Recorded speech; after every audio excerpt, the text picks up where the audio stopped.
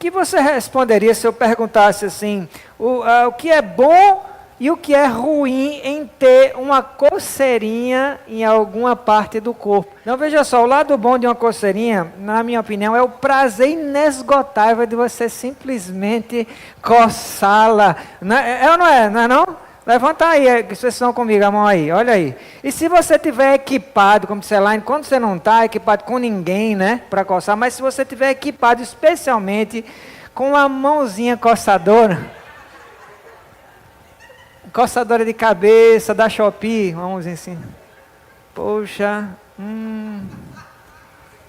só um minutinho. É bom, não é, gente? É bom demais, isso é minha, tá? Depois vocês... outro dia eu vi um meme de um lemuri, um meme não, foi um vídeo no Instagram, um reel, real mesmo, um lemuri. Todo mundo sabe o que é um lemuri? Parece uma espécie de macaquinho, né?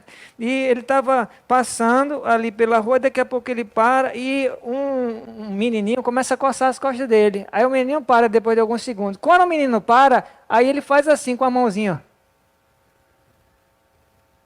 Ele queria mais. Caramba, até os lêmures. Quem é que não gosta, né, de uma coceirinha? O problema é que tem um bocado de gente que já coçou a mão direita até quase fazer um buraco e não viu uma coisa acontecer. Você deve saber do que eu estou falando, porque dizem que uma coceira na mão direita é um presságio de que você vai receber o quê? Dinheiro, né? E não sei se você já tentou aí antes de ser crente, depois de ser crente não é possível, né? Mas antes de ser crente, não sei se você coçou, eu sei que tem gente que coçou, quase até fazer um buraco, nunca recebeu dinheiro nenhum, muito pelo contrário, só descobriu que isso era um sintoma de, como disse Elaine, para apontando outra coisa aí, um problema no fígado talvez, né? E só fez a pessoa gastar mais dinheiro com remédios, né? Pois é, o lado ruim de ter uma coceirinha constante é que isso às vezes pode ser um sintoma de um problema mais grave.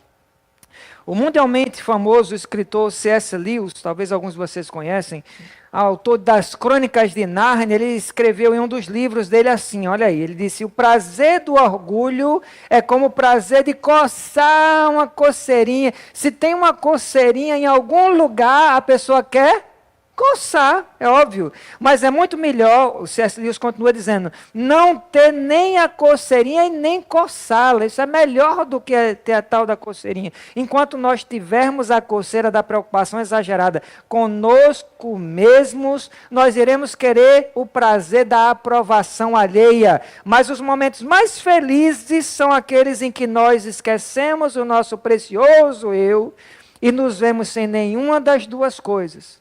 Porém, temos tudo mais, Deus, as pessoas, os animais, o jardim e o céu em vez disso.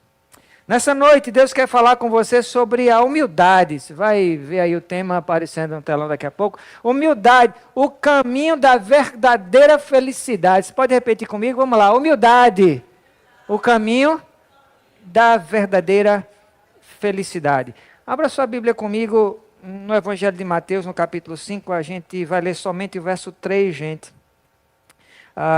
E hoje a gente vai dar início a uma nova série de pregações no Sermão do Monte, tá? No chamado Sermão do Monte.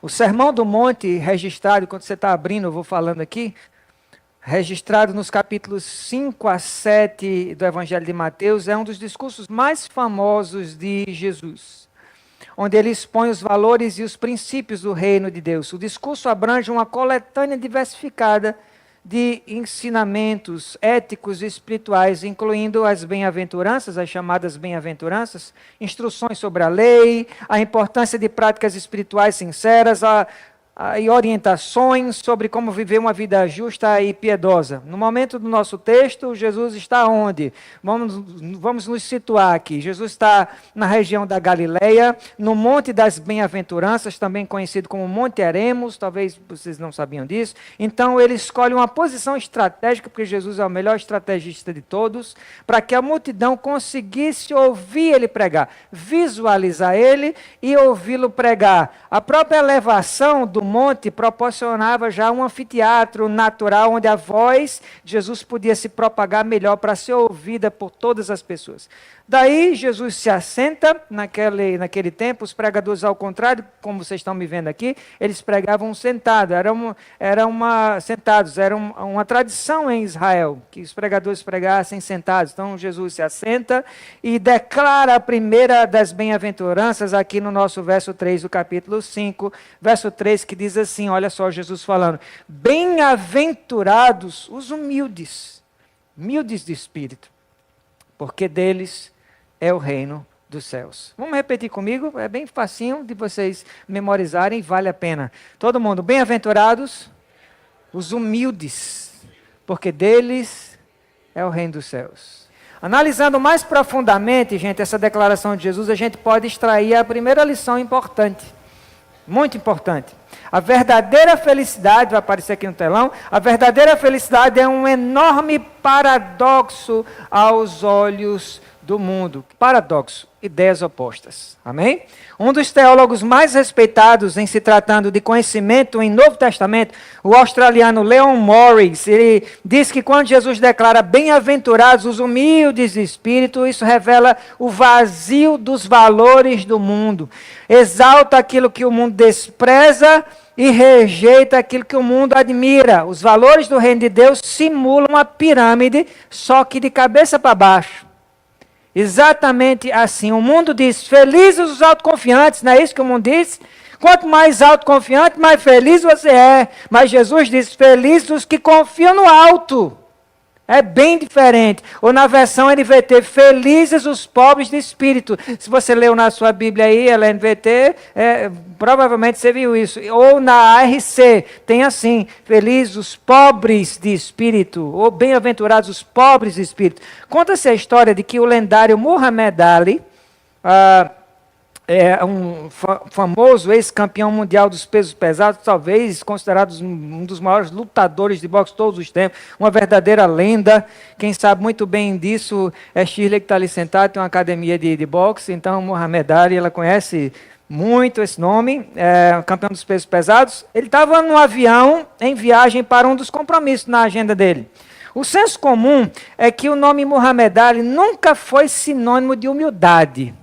Todo mundo sabia disso. E assim que essa história aqui, seja verdade ou ficção, não se sabe, a verdade é que Muhammad Ali acabou recebendo o apelido de Louisville Lip, uma gíria em inglês que traduzindo significaria algo do tipo convencido de Louisville.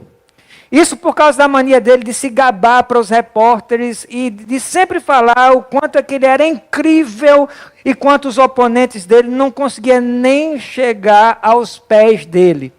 Bom, durante o voo, o avião encara um temporal e uma turbulência leve para moderada começa a sacudir a aeronave. Quem é que já esteve no avião e enfrentou alguma turbulência? Então vocês já sabem, né, mais ou menos como é que é o sentimento. Todo mundo sabe. E os passageiros nervosos sabem na própria pele que quando o piloto fala no microfone da nave assim, ó, caros, e ele procura falar bem pausadamente, mas não criar pânico nenhum para tranquilizar os passageiros, ele fala algo do tipo assim, caros passageiros, dentro de alguns segundos estaremos enfrentando uma leve turbulência. Pedimos a todos que fiquem tranquilos, não há o que se preocupar, né? Não é isso que eles falam, né? O que, na verdade, ele está insinuando por trás disso é o seguinte, se você tem alguma crença religiosa, é hora de começar a expressá-la. Se você é ateu, chegou a hora da sua conversão. Não é isso que ele quer dizer por trás do que ele está falando? Como alguém já disse, não existe ateu quando o avião começa a chacoalhar.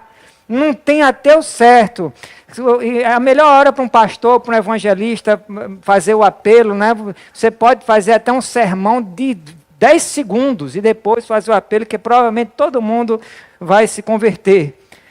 Só você que já enfrentou uma turbulência sabe exatamente o que é isso. E principalmente você que já enfrentou uma turbulência nível Náufrago, do filme Náufrago. Wagner, aqui da igreja, ele disse que já enfrentou uma turbulência assim, é punk mesmo.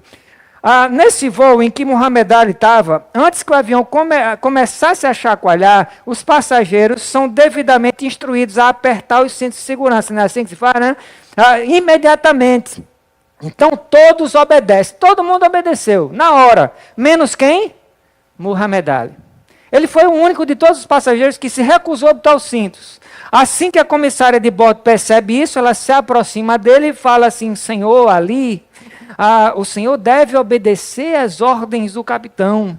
E como é próprio da personalidade despojada e cheia de autoconfiança de Muhammad Ali, ele responde, olha a resposta dele, ele diz assim: o Superman não precisa de cinto de segurança. Foi a resposta dele. Nessa hora, com certeza a morte deve ter dito assim: eu gosto é assim, amostra mim. Vou fazer logo a sua passagem. Melhor ainda foi a resposta da comissária de bordo, gente. Ela responde assim: verdade. O Superman não precisa de cinto de segurança, mas também não precisa de avião. Não é não? Não foi boa? Nessa hora eu imagino que Muhammad Ali, depois de ter escutado isso, deve ter cantado: e la verdade é que não sou tão forte como eu pensava. Agora, quem sabe você escutou a resposta de Muhammad Ali, a comissária de bordo, e você pensou assim: credo, que presunção é desse cara, eu jamais falaria uma bobagem dessa, tá louco, ainda mais no avião assim, sei lá, que o avião vai cair, eu não falaria um negócio desse. Pode ser, talvez você não falaria de jeito nenhum uma bobagem dessa. Mas já aconteceu de você escutar um louvor bem emocionante, uma pregação que mexeu com você ao ponto de você no outro dia acordar, entrar no banheiro, olhar no espelho e falar assim: cara, você é um aniquilador de gigantes, nada vai te parar, você nasceu para vencer, hoje é o seu dia. Já aconteceu com você, não? Você se sentiu o máximo? Só uma pessoa não é possível. Quem mais? Quem mais levanta a mão? Um dia, pelo menos na sua vida, você acordar, olhar para o espelho e você se achar, como eu falei, um aniquilador de gigantes. Daí você sai de casa para o trabalho, joga um som no carro e segue cantando junto com o Jamile: campeão, vencedor, Deus dá asas. Aí você vai cantando e parece que nada vai lhe parar. Eita glória! Só que no caminho, de repente você começa a pegar um bocado de sinais fechados, um atrás do outro. Já aconteceu de você pegar um bocado de sinal fechado? É ruim demais, não?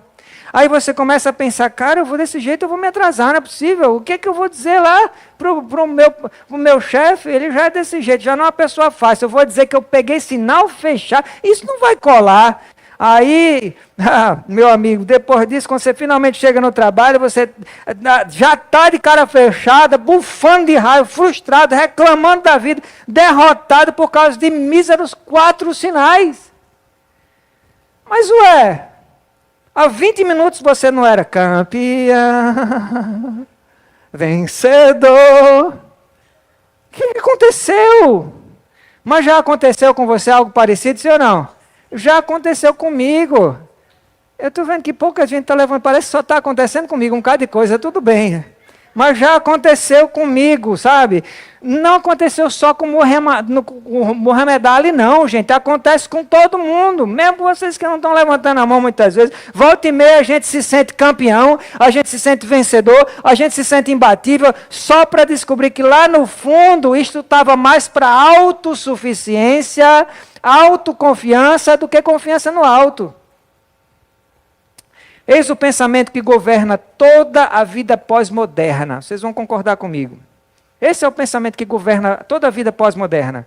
Procure se expressar ao máximo. Acredite em si, mais do que em qualquer outra pessoa. Mesmo que você não acredite mais em ninguém. Acredite em você mesmo. Tome consciência das suas capacidades inatas, e faça com que o mundo inteiro enxergue o seu potencial e reconheça você. Não é assim? A gente escuta isso à torta e à direito. Autoconfiança, autossuficiência. Uau! Meu amado, a gente vive dias em que o tiro da autoconfiança está saindo pela culatra. Está saindo pela culatra. Está levando muita gente ao ridículo, inclusive. Eu assisti uma entrevista com Tom Cavalcante, humorista, outro dia, e na entrevista ele disse que morou 2 anos e meio em Los Angeles, nos Estados Unidos, para estudar cinema. Ele conta que o que mais chamou a atenção dele nos Estados Unidos foram alguns brasileiros excessivamente autoconfiantes que vão morar lá e que com 2 ou 3 meses já estão achando que estão falando inglês. 2 ou 3 meses. Daí ele segue, aí que fica interessante, ele segue a fala dele dizendo assim, relatando um caso que aconteceu com ele. Ele diz, eu estou andando no shopping, fazendo compras no mall, né, de shopping em inglês. Aí um cara bate no meu ombro de repente e fala, Tom Cavalcante?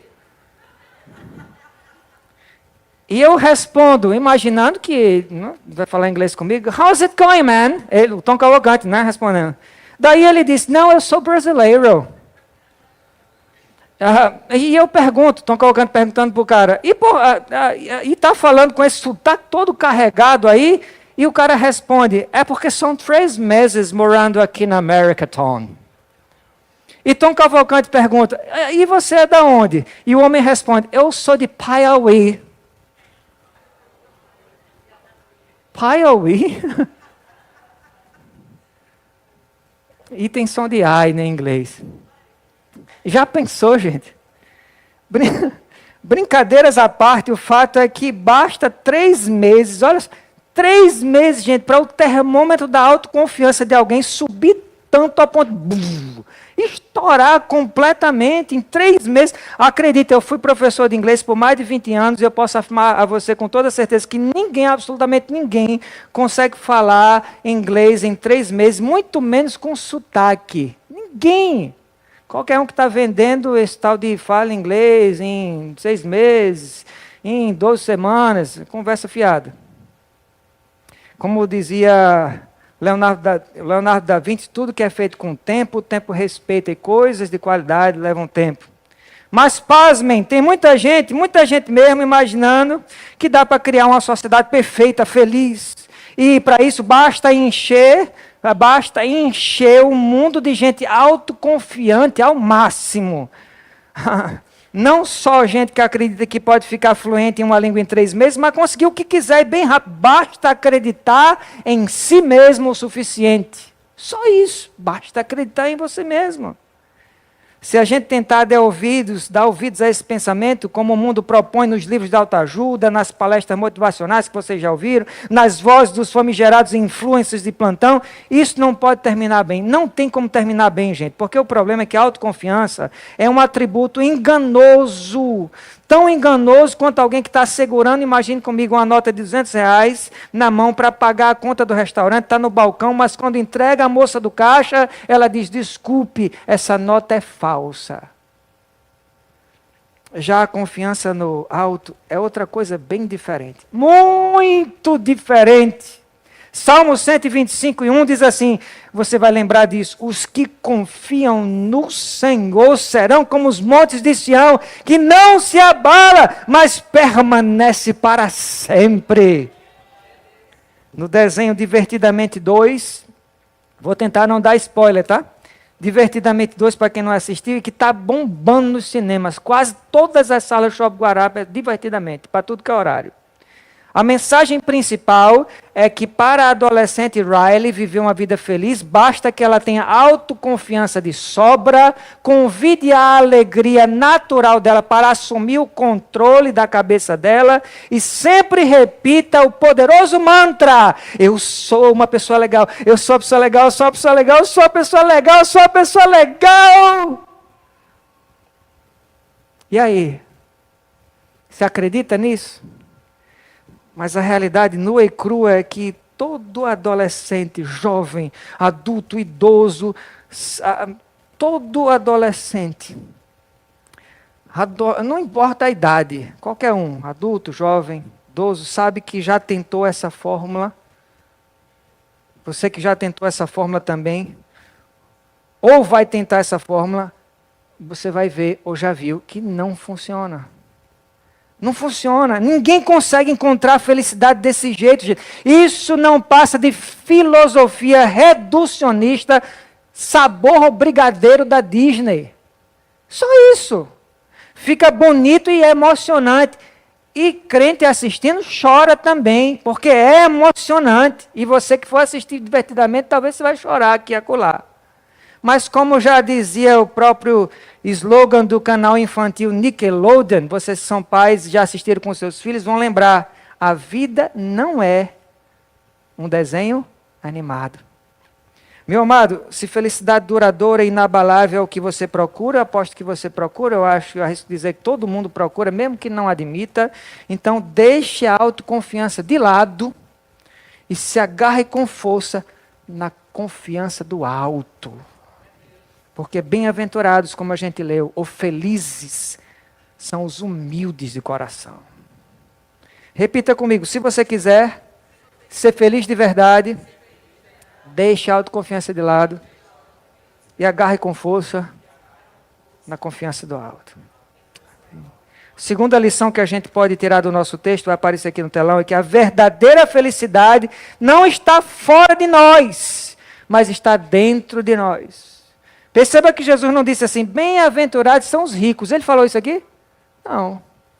E quando ele diz, de acordo com a versão NVT, se é a sua, e felizes são os pobres de espírito, ele não está se referindo à condição financeira da pessoa, não. Cuidado para não confundir. Como se uma pessoa, para ser feliz, basta ser liso. Ah, eu sou tão feliz. Por quê, cara? Porque eu não tenho um tostão. Não foi isso que Jesus falou, pastor? Não.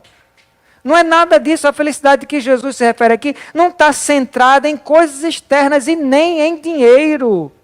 Você conhece alguém rico, mas infeliz? Levante a mão, você conhece alguém rico e infeliz? Muita gente aqui conhece. Alguém rico, mas infeliz. Então você é a prova testemunhal de que não basta só ser rico para ser feliz. O cantor inglês super famoso Ed Sheeran, em uma entrevista com a apresentadora de talk show Ellen DeGeneres, admitiu que não tem smartphone. Ah, como assim, pastor? Ed Sheeran não tem smartphone? Eu tenho. Ele não tem? Sim, ele não tem. Ele explicando o motivo da decisão dele a DeGeneres, ele comenta assim, eu não acordo de manhã tendo que responder a 50 mensagens de pessoas me pedindo coisas. Eu não aguento mais, então é melhor não ter um smartphone logo. A declaração de Sheeran tem sido repetida por muitas outras celebridades que admitem que a ascensão à fama vem acompanhada de amigos e familiares que param de se importar com a pessoa e começam a usar a fama e a riqueza material da celebridade, deixando a pessoa se sentindo solitária. Que a pessoa vira uma celebridade, mas ela é uma celebridade por enquanto. E olha que é muito difícil, vocês vão concordar comigo, arrastar uma fama por mais de 5 anos. É muito difícil. Tem ex-atores da Globo que estão no anonimato aí e estão quase que pedindo esmolas para sobreviver. Celebridade dura pouco.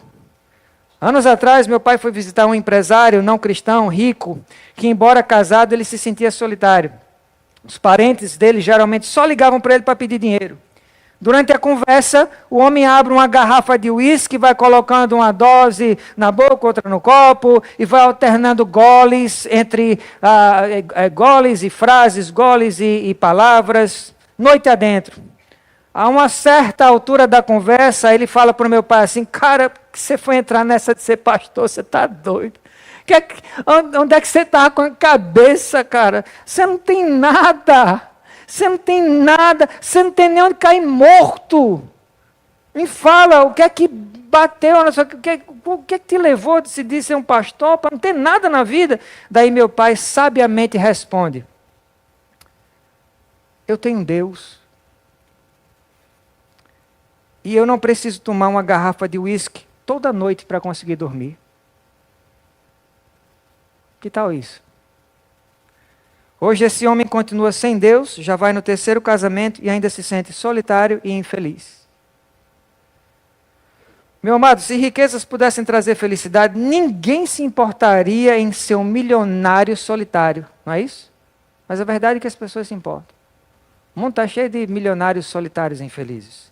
Eu conheci um jovem outro dia que me confessou assim: pastor, eu consegui fazer o meu primeiro milhão com pouco mais de 18 anos. Imagina, você ter pouco mais de 18 anos e já ter seu primeiro milhão. É o caso desse cara.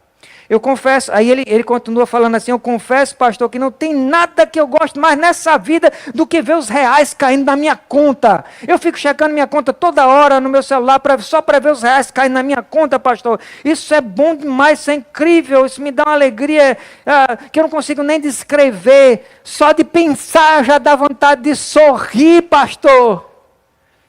Mas eu acho, pastor, que eu preciso de ajuda, sabe? Porque eu não consigo emprestar dinheiro nem para o meu pai. Outro dia meu pai me pediu uns trocados, eu não emprestei, com mais de 1 milhão na conta, pastor. O dinheiro é tudo para mim, pastor. Acontece que eu tenho muito dinheiro, mas mesmo assim eu não consigo ser feliz. Eu também conheço um senhor idoso e ateu que diz gostar tanto de dinheiro, mas tanto, que às vezes eles seguram as notas na mão só para ficar cheirando.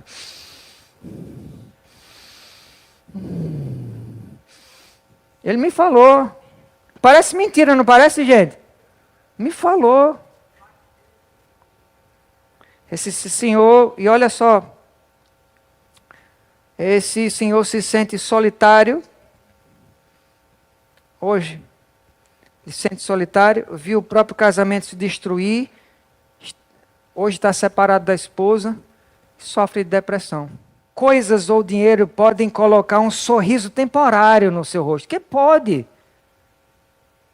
É impossível eu te dizer, agora que você herdou de não sei lá quem, um terreno de 3 milhões e você não sorri. É impossível. Então, claro, a gente tem que admitir que um tanto de dinheiro, um certo valor, tira um sorriso, coloca um sorriso no rosto da gente. Mas é temporário, isso não traz felicidade real e duradoura não, gente. Isso porque a palavra diz que Deus colocou no coração do homem um anseio pela eternidade, ou eu vou parafrasear, um rombo do tamanho da eternidade no nosso coração. Por isso, nem todo o ouro da terra poderia preencher o vazio do nosso coração, porque esse vazio é do tamanho da eternidade, não dá.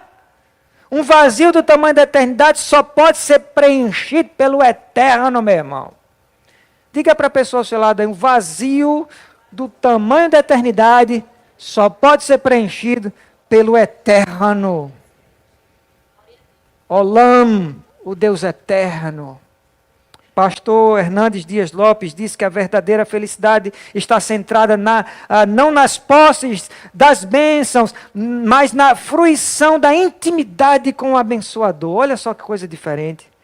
É por isso que quando Jesus declara felizes são os pobres de espírito, ele não quer dizer assim, felizes os que não têm nenhuma moeda, nem um real no bolso, esses são felizes. Não é isso que Jesus está dizendo, não. Jesus não está fazendo aqui nenhum elogio à pobreza, como se a Bíblia ensinasse que a miséria é uma coisa boa, é uma virtude ser miserável. Eu conheço muitas pessoas que moram na rua, especialmente agora que a gente está fazendo essas idas evangelísticas às ruas. Eu conheço muitos moradores de ruas, pessoas em situação de rua, e se tem uma coisa que eu ouço da boca de todas elas, todas, é essa mesma frase: pastor, o que eu mais gostaria na vida é de sair daqui. Você que acha que não dá para viver na miséria assim e ser muito feliz. Você vive numa condição miserável, você quer sair disso, gente. Não, meu amado, a pobreza em si não é uma virtude. Uma pessoa pobre está tão longe de Deus pelos seus méritos, quanto uma pessoa rica, os dois. O que Jesus quer dizer quando ele declara felizes os pobres de espírito é felizes os que não colocam a razão da existência em nada fora deles, mas olham para dentro do próprio coração e conseguem me enxergar sentado no trono da alma deles. Uma pessoa de espírito humilde não exibe o espírito presunçoso e ostentoso do mundo, no sentido de que ela não depende das riquezas materiais. Essa é a atitude condenada por Jesus, essa dependência das riquezas materiais propriamente ditas. Mas, como é óbvio, em contrapartida, existem muitas pessoas pobres que dependem das riquezas exatamente como fazem as pessoas ricas. Você sabia disso? Existem pobres que dizem assim, ó, se ao menos eu tivesse o dinheiro de fulano, eu seria feliz. Talvez você conheça um pobre assim, talvez você é essa pessoa. Então, eles invejam os ricos. Ora, um pobre que tem essa atitude não pode ser espiritualmente abençoado. Pode, gente? Não pode.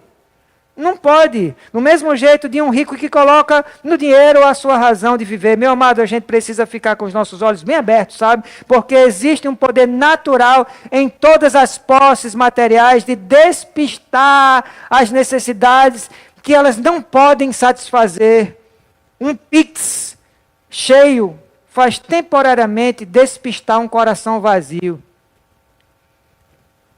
Talvez hoje mesmo você diz, poxa, você olhou para o seu Pix, R$0. E você gostaria de ver o seu Pix cheio, mas deixa eu fazer uma denúncia para você aqui, talvez seja até uma palavra profética. Deus podia encher esse seu Pix hoje mesmo, ele já fez com algumas pessoas. Pode ou não pode? Ele pode qualquer coisa. Mas a pergunta é, por que ele não faz isso se ele pode? Porque ele não lhe ama? Quase que a única conclusão que um bocado de gente consegue tirar quando vê isso é, Deus não me ama. Será? Será que aquele que não negou nem o filho dele, cravado numa cruz, não pode te dar alguns reais no seu Pix? Por que ele não faz isso? Talvez, e só talvez, seja porque se ele colocasse isso, ele poderia despistar o seu coração meio vazio. Quem sabe? As coisas que esvaziam a vida são geralmente as mesmas coisas que prometem preenchê-la. Diga aí para a pessoa do seu lado, fala aí. As coisas que esvaziam a vida são geralmente as mesmas que prometem preenchê-la. Profundo isso, hein? Profundo. Em Lucas, deixa eu explicar para você usando uma ilustração aqui. Em Lucas 12, a partir do verso 15, você vai lembrar disso, alguns de vocês vão lembrar. Jesus conta uma parábola de dar um frio na espinha. Toda vez que eu leio essa parábola, é quase que impossível você não ter um frio na barriga, um frio na espinha, sabe? Sobre um homem que só pensava em ter coisas e acumular conquistas materiais e que colocou nisso a razão de vida dele. Antes de começar a parábola, Jesus adverte os ouvintes. Ele diz assim, olha, cuidado! Guardem-se de todo tipo de ganância. Ele não se resume a dinheiro. Todo tipo de ganância. A vida de uma pessoa não é definida pela quantidade de seus bens. Depois disso, Jesus começa a contar a parábola. E ele fala assim, olha aí. Um homem rico tinha uma propriedade fértil que produziu boas colheitas. Pensou consigo, o que eu devo fazer? Não tenho espaço para toda essa colheita. Por fim, o homem disse, já sei, tive uma ideia. Eu vou derrubar os celeiros e eu vou construir outros maiores. Assim eu terei espaço suficiente para todo o meu trigo e todos os meus bens. Então eu direi a mim mesmo, amigo, você guardou o suficiente para muitos anos. Agora descanse, coma, beba, alegre-se.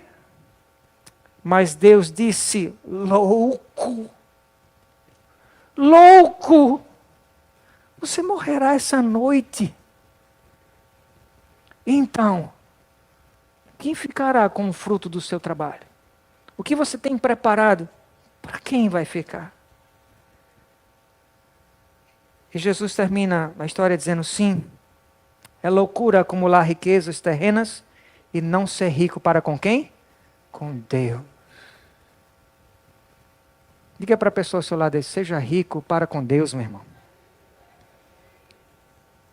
Acumule riquezas no céu. Como disse Jesus, onde a traça nem a ferrugem podem consumir. A última lição que a gente pode tirar do nosso texto é que, vai aparecer aqui no telão, a verdadeira felicidade não é somente uma promessa para o nosso futuro, não, que às vezes a gente fica olhando só para o céu, poxa, eu sou tão feliz aqui na terra, as coisas talvez vão continuar de mal a pior, eu vou viver assim como um derrotado, e finalmente eu vou morrer, e aí é onde eu vou ser feliz. Você está pensando isso, está pensando errado. A promessa de felicidade não é somente uma promessa para o nosso futuro, não, mas uma realidade para o nosso presente. Tem alguém aqui que precisava ouvir isso? Está levando uma vida tão sofrida que fica só olhando para cima. As duas coisas estão igualmente erradas. Olhar só para baixo, achando que isso aqui é eterno, que toda a sua felicidade e alegria se resume ao que você vê aqui. Ou então olhar só para cima e achar que isso aqui é tudo irrelevante. Ouça novamente a primeira parte do nosso verso. Bem-aventurados os humildes. Note que Jesus não diz. Bem-aventurados ou felizes serão os humildes. É isso que ele diz? Não. Ele não diz isso. São. Ele diz, bem-aventurados são os humildes. São agora. Isso significa que você, filho de Deus, não vai ser feliz apenas no céu, não, meu irmão. Você é feliz agora. Quem entendeu direito e olhei alguns rostos conseguiu sorrir agora. E sorrir de verdade, de verdade. Você não é feliz somente na glória, não. Você é feliz caminhando para a glória. Por quê, pastor? Eu só vou repetir o que Jesus falou. Porque seu é o reino dos céus, meu irmão. Como não ser feliz?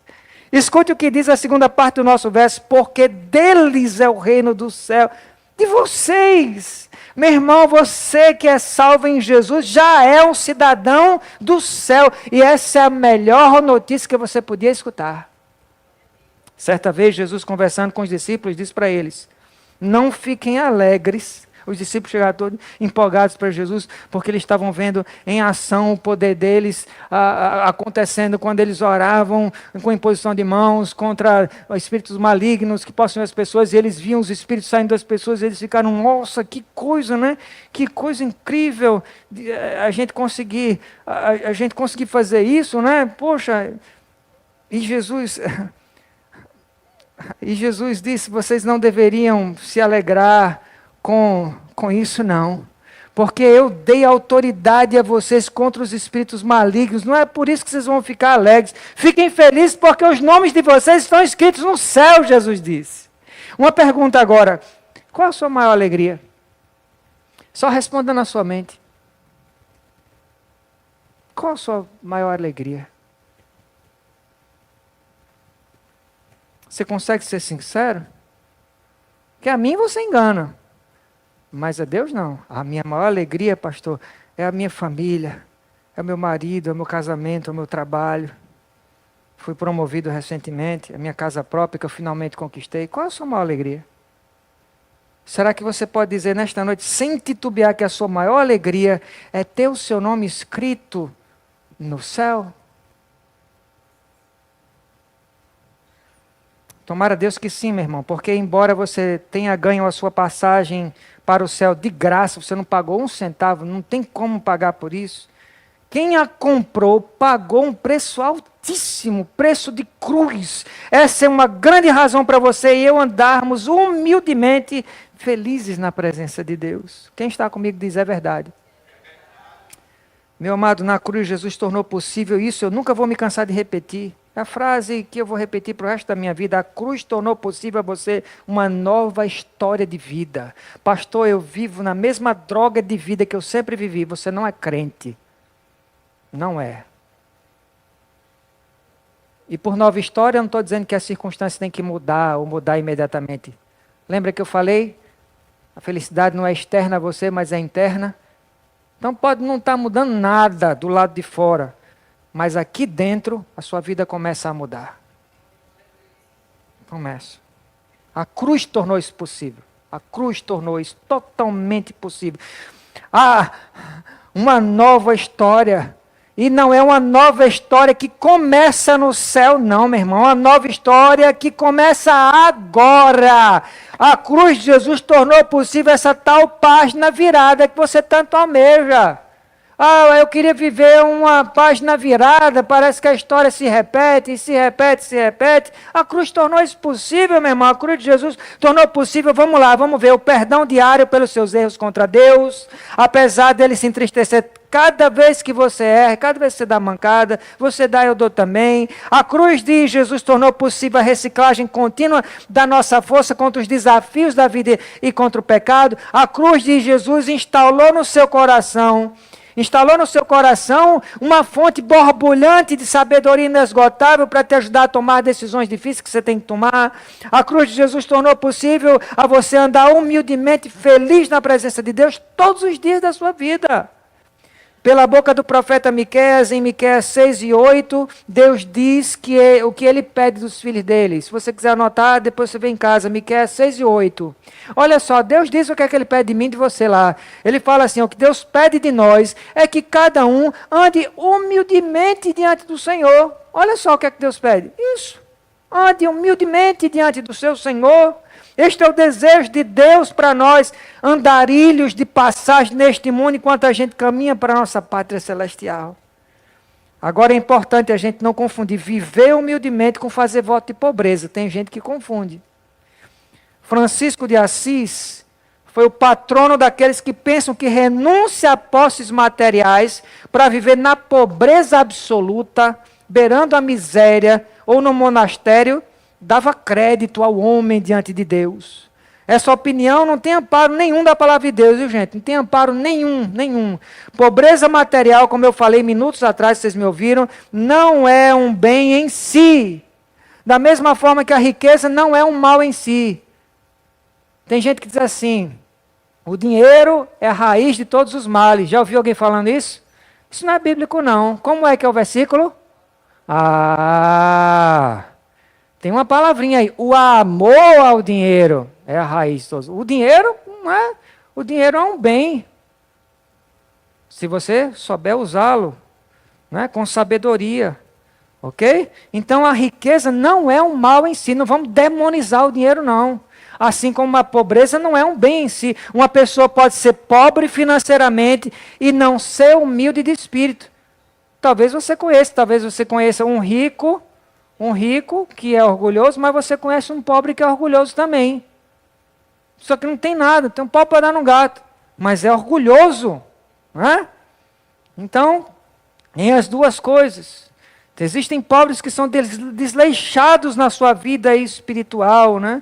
Então, também, ser pobre de espírito, humilde de espírito, não significa ter uma vida espiritual pobre. Cuidado para não entender isso. Jesus não está de maneira nenhuma elogiando as pessoas que têm uma vida espiritual pobre, que são desleixados na vida espiritual. Ser pobre na santidade, ser pobre em santidade, verdade, fé e amor é o pior tipo de miséria que alguém pode experimentar na vida, gente.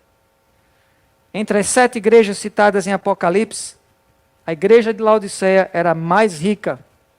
Você lembra da igreja de Laodiceia? Era mais rica.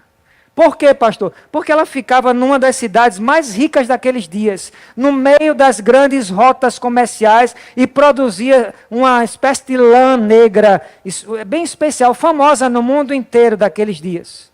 Os pesquisadores de Laodiceia também conseguiram desenvolver um tipo de colírio tão eficiente que espalhou a fama da escola de medicina de Laodiceia para o mundo inteiro, o mundo greco-romano. A igreja de Laodiceia era rica, era bem vestida e enxergava muito bem, não é verdade? Mas essa igreja escutou uma repreensão bem dura de Jesus. Vai lembrar disso. Jesus diz assim para Laodiceia: Laodiceia, você disse que é rica, não precisa, está lá escrito, não precisa de nada, não precisa de ninguém, você só não sabe que é pobre, cega e nua. Agora, acompanhe o raciocínio. Perceba que Jesus exortou Laodiceia exatamente nas 3 coisas que Laodiceia pensava que era incrível. Como assim? Olha só, Jesus exortou Laodiceia na riqueza, no comércio de lã, roupa, e na distribuição de colírio. Nas 3 coisas que Laodiceia pensava ser rica. Em outras palavras, Jesus estava dizendo assim: você é pobre porque a sua riqueza está no bolso, mas não está no espírito. Você é cega porque o seu colírio não faz você enxergar o seu orgulho que você tem muito. Você está nua porque a sua lã negra não consegue esconder o seu coração de mim. Eu vejo tudo, então não dá. Hoje, quando Jesus olha para a igreja dele no mundo, muitas vezes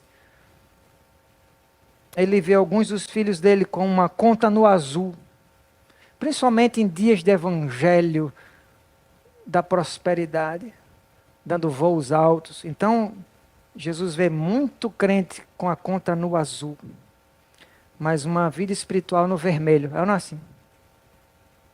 São cristãos espiritualmente desnutridos, vulneráveis, trôpegos, alvos fáceis do inimigo. Da mesma forma, a pobreza de espírito, humildade de espírito não é o mesmo que ter uma autoestima achatada, nem ficar se autodepreciando. Não é isso. Jesus não diz que as pessoas que pensam menos de si mesmas são felizes, são bem-aventuradas. Ele não diz isso. Ter autoestima baixa não é um bem, gente. Isso não é um bem, mas sim um mal. Ser humilde de espírito quer dizer ter uma opinião certa de si mesmo. Repita comigo. Ser humilde de espírito significa ter uma opinião certa, equilibrada, nem para baixo, nem para cima. Escute o conselho do apóstolo Paulo. Isso aqui não é minha opinião, não. Eu vou amparar o meu argumento aqui na palavra de Deus. O apóstolo Paulo, em Romanos 12:3, ele diz assim, Romanos 12:3, só escute. Pois pela graça que me foi dada, digo a todos vocês, ninguém tenha de si mesmo um conceito mais elevado do que deve ter, mas pelo contrário, tenha um conceito equilibrado. Olha, Paulo falando, equilibrado, de acordo com a medida da fé que Deus lhe concedeu. Equilíbrio. Equilíbrio. Meu amado, ser pobre de espírito não é uma falsa humildade, não.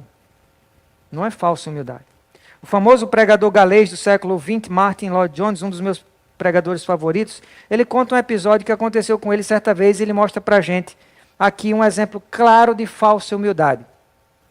Escute o relato nas próprias palavras de Lloyd Jones. Ele diz assim, lembro-me de certa vez, certa ocasião em que eu fui pregar em uma cidadezinha. Quando eu cheguei no sábado à noite, um homem estava lá me esperando, na estação. Imediatamente ele me pediu para que eu entregasse para ele a minha bagagem. Na verdade, ele quase arrancou a minha bagagem da minha mão à força. Em seguida, ele falou mais ou menos nestes termos. Sou diácono da igreja onde o senhor irá pregar amanhã. Eu sou um mero João Ninguém. Uma pessoa sem a mínima importância. Eu não sirvo para nada. Não sou nenhum grande vulto na igreja. Sou apenas um daqueles que transportam a bagagem do pastor. Então Lloyd Jones segue o relato dizendo assim, olha só, ele fala, esse homem ansiava para que eu soubesse quão humilde ele era. Mas por meio da ansiedade que ele demonstrava para que eu reconhecesse isso, ele negava exatamente o que procurava estabelecer. Olha só que contradição. Carregar as malas de alguém é uma coisa menor, gente? Claro que não, seja pastor ou qualquer pessoa. O homem que, por assim dizer, se gloria dessa forma em sua humildade de espírito mediante tal atitude, apenas prova que não é humilde. Tudo não passa de uma atitude afetada, algo que, como é óbvio, aquela pessoa não está sentindo. Esse é um perigo que ameaça muitas pessoas, você concorda? Muita gente, isso ameaça muita gente. O culto desta noite é sobre isso. Autodepreciação, vitimização, em busca de reconhecimento.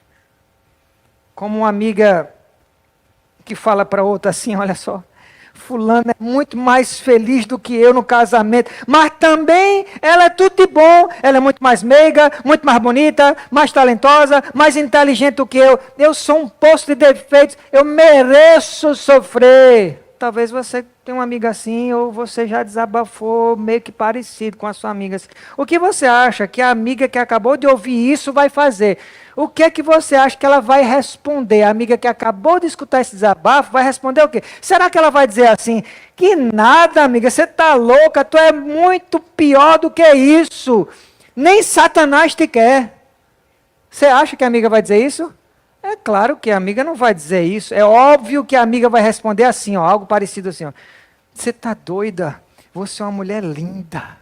Você é incrível, você é top das galáxias, amigo. Amiga, você não tem defeito nenhum. Essa coitada aí, de quem você está falando, não amarra nem a tua chuteira. E se você está infeliz, é porque o seu marido é cego. Não é isso, não é mais ou menos assim, né? Não se importa nem se está mentindo valendo, né? Quer manter a amizade, eu quero... mas em detrimento de ter uma oportunidade de confrontar a amiga em amor. A Bíblia diz que leais são as feridas feitas pelo que ama. Né? Se você confronta porque você ama, não fica com medo, o outro percebe. E vale a pena fazer isso. E veja aqui como uma conversa dessa, assim termina o show da autodepreciação pela busca de reconhecimento. Isso passa longe de ser humildade de espírito, gente. Charles Spurgeon diz, ele tem toda a razão quando ele diz assim, demonstrar no seu semblante, nas suas palavras, supervalorização do outro, em detrimento de você mesmo, pode esconder uma carência da atenção alheia, ou melhor dizendo, orgulho disfarçado de humildade. Você mesmo é orgulhoso, está disfarçando. Exaltando alguém e se autodepreciando. Um detalhe interessante sobre o Sermão do Monte é que Jesus não começa com esta bem-aventurança por acaso. Você já parou para pensar por que Jesus começa logo com essa? Porque existem várias bem-aventuranças, tem bem-aventurados que choram, bem-aventurados mansos, bem-aventurados que têm fome, sede de justiça. Por que Jesus começa logo com essa bem-aventurança? É por acaso? Não, nada que o nosso Redentor faz é por acaso. Nada. Essas bem-aventuranças, elas estão arrumadas em sequência, como uma escadaria lógica espiritual. É, pastor? É. Ela está organizada em lógica espiritual. A primeira bem-aventurança serve de base, de compreensão para todas as outras bem-aventuranças que vêm em seguida. Se Jesus começasse com a sequência assim, acompanha o raciocínio aí. Bem-aventurados limpos de coração. E aí? Imagina que ele começasse, bem-aventurado os limpos de coração. A gente estaria perdido, eu e você estaríamos perdidos, sem uma gota de esperança. Isso porque para ser cheio, a gente precisa ser o quê? Primeiro, precisa estar o quê? Vazio. Se o meu coração e o seu está cheio de pedra, está cheio de lixo, como é que vai ser cheio da água viva? Ele tem que tirar essas pedras, tem que tirar esse lixo, derramar todo o lixo e depois encher o copo. Como é que ele poderia ter começado? Bem-aventurados vocês, os limpos de coração. Ele tem que começar mesmo como ele começou. Bem-aventurados os humildes, porque tem muita gente orgulhosa no mundo.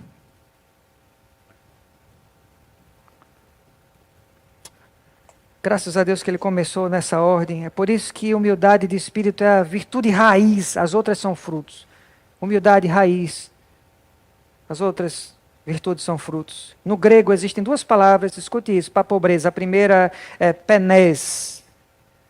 Ela é usada para descrever uma pessoa que trabalha para ganhar a vida, mas vive na pindaíba.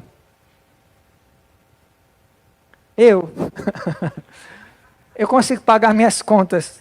Graças a Deus eu não passo fome. Mas muitas vezes eu não me vejo, e graças a Deus, com muito supérfluo. Vivo ali na risca, tenho o que eu preciso. Quem se identifica? Levanta a mão aí. Muita gente, né? Então você se encaixa nessa palavra. A gente costuma chamar de classe média, né? Ou classe média baixa. A segunda palavra é tokos, que descreve uma pessoa extremamente necessitada, que não pode se sustentar ao ponto de ter que mendigar. Essa é a palavra que Jesus está usando.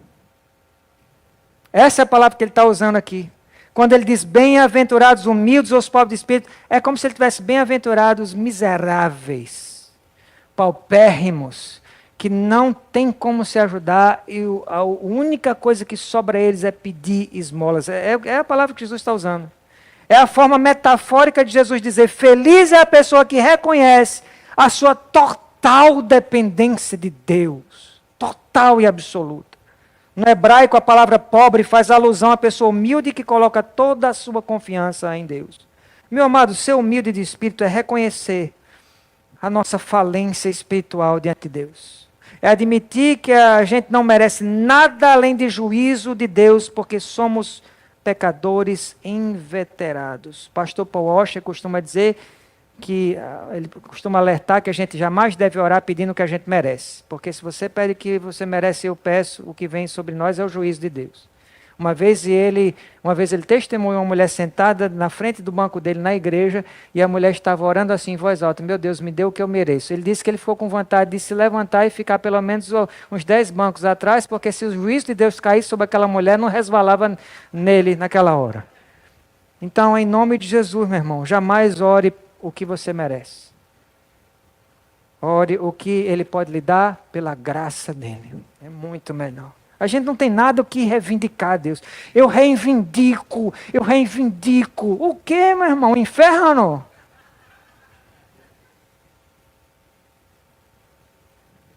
Tudo é pela graça. A Bíblia diz: por Ele, através dEle, para Ele são todas as coisas. Sobra o quê para a gente? Ser humilde de espírito é orar como orou o publicano arrependido, que envergonhado com o próprio pecado, ele não tinha coragem nem de levantar a cabeça para o céu. Já aconteceu com você? Você não conseguia nem encarar Deus, tanta vergonha pelo seu pecado. Então esse publicano estava assim, não conseguia nem levantar a vista, e batendo contra o peito com força, ele repetia: Senhor, tem misericórdia de mim, que eu sou pecador. É assim que eu e você temos que orar, meu irmão. Os que oram assim de todo o coração possuem sangue real, e deles é o reino dos céus. Quem tem sangue real sabe que a única maneira de subir as escadarias do reino dos céus é descer em si mesmo. Diga para a pessoa ao seu lado aí: a única maneira de subir as escadarias do céu é descer em si mesmo. Meu amado, eu vou terminando aqui a nossa mensagem dizendo para você que o reino dos céus não é geográfico nem é político. Erra quem pensa assim. Não é um reino político, não é um reino geográfico. O reino dos céus representa o poder dinâmico da vontade de Deus operando no mundo, e em especial na vida dos filhos dele. O reino dos céus ultrapassa o esplendor dos maiores reinos do mundo, porque o fundador desse reino é o próprio Deus. O reino dos céus é mais rico do que todas as riquezas e todos os reinos juntos. O reino dos céus também ultrapassa todos os reinos em perfeição. As glórias de Salomão serão menos que nada. As glórias dos palácios dos sheiks, dos Emirados Árabes, serão palhoça, gente. O reino dos céus ultrapassa todos os outros reinos em segurança, beleza e riqueza. Nada contaminado vai entrar lá, nenhuma maldição entrará pelos portões da cidade santa. O reino dos céus ultrapassa todos os outros reinos em instabilidade. O reino desse mundo vão cair ou já caíram, mas o reino de Deus permanece para sempre. Os reis mais ricos desse mundo são os mais... Olha, eu nem sei agora se é Elon Musk, quem é que é, mas os mais ricos, ou os reis mais ricos desse mundo, eles são mais pobres do que o cristão mais pobre que existe. Por quê? Porque desse cristão, o mais pobre que existe, desse mais humilde, é o reino dos céus. Então, sem medo de estar pregando o evangelho da prosperidade, eu quero terminar essa mensagem dizendo que você é mais do que rico. Você é humilde de coração, você é um bilionário, você é um trilionário. Você tem a riqueza imarcessível, a riqueza inestimável, a riqueza que foi presenteada a você por Ele. Tudo que Ele conquistou é seu. Pelo mérito dele. Pelo mérito dele. Então, a gente deve voltar para casa feliz hoje. Feliz. Em vez de estar falando assim: eu sou uma pessoa legal, sou uma pessoa legal, sou uma pessoa legal, como a Riley de Divertidamente 2. Você vai dizer assim: quanto eu sou feliz, quanto eu sou feliz. Você pode voltar para casa repetindo isso para vocês: não é mentira não, quanto é que eu sou feliz. Ah, mas eu estou me sentindo triste. Só que sua felicidade não está reservada, não gravita em torno dos seus sentimentos. Sua felicidade é um estado intocável, inacessível, que não se apodrece. Sua felicidade está atrelada à verdade e não aos seus sentimentos. E a verdade é que o seu Pai tem tudo, tudo, tudo. E o que Ele te prometeu, nesta vida e na próxima, você vai receber no tempo certo, para a glória dEle. Amém?